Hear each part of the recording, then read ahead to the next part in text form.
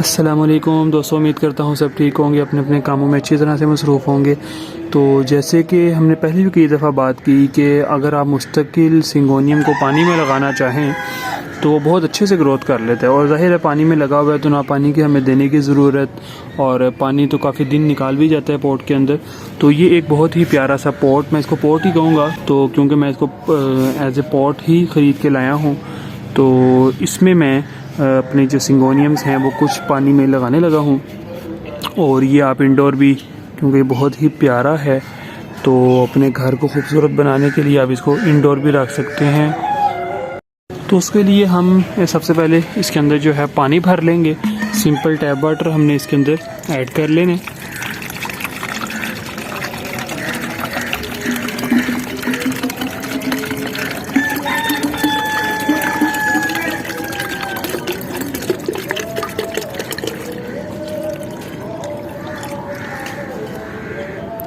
देख सकते हैं तकरीबन 70 to 80%, बल्कि हमने और ये ऊपर तक पानी इसके अंदर ऐड कर लिए।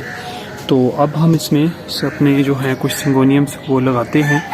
तो उसके लिए जो है ना हम डिफरेंट साइज़ के अपने सिंगोनियम्स इसके लिए निकालेंगे और डिफरेंट शेड्स के निकालेंगे, क्योंकि हमारे पास अल्हम्दुलिल्लाह काफ़ी शेड्स में सिंगोनियम्स हैं। तो हमें तो किसी किस्म का कोई मसला ही नहीं। हाँ, सिंगोनियम्स में अल्हम्दुलिल्लाह हमें कोई मसला नहीं है वैरायटी ढूंढने में और वैरायटी को लगाने में, क्योंकि अल्हम्दुलिल्लाह हमारे पास सिंगोनियम्स की बहुत ही ज़बरदस्त कलेक्शन है। जो थोड़े से हाइट वाले हैं उनको हम रखेंगे दरमियान में, और जो ड्वार्फ हैं जिनकी हाइट कम है उनको हम रखेंगे साइड्स पे। और इस तरतीब से हम इनको अपने स्पॉट में रखेंगे।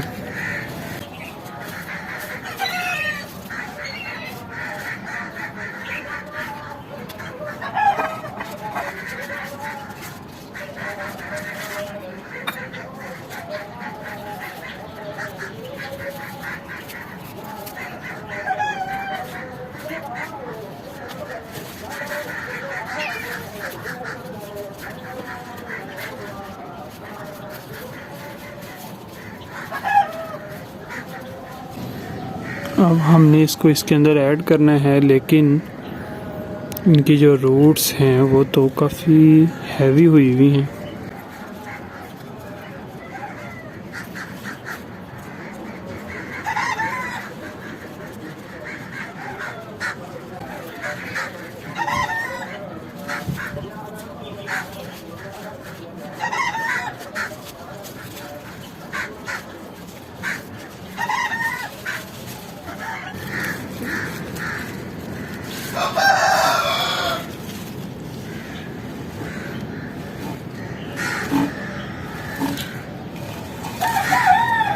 तो ये अल्हम्दुलिल्लाह हमारा पॉट रेडी है बिल्कुल, और माशाल्लाह देखने में बहुत ही खूबसूरत लग रहा है। अच्छा, इसमें इसकी बिल्कुल भी कोई केयर नहीं है।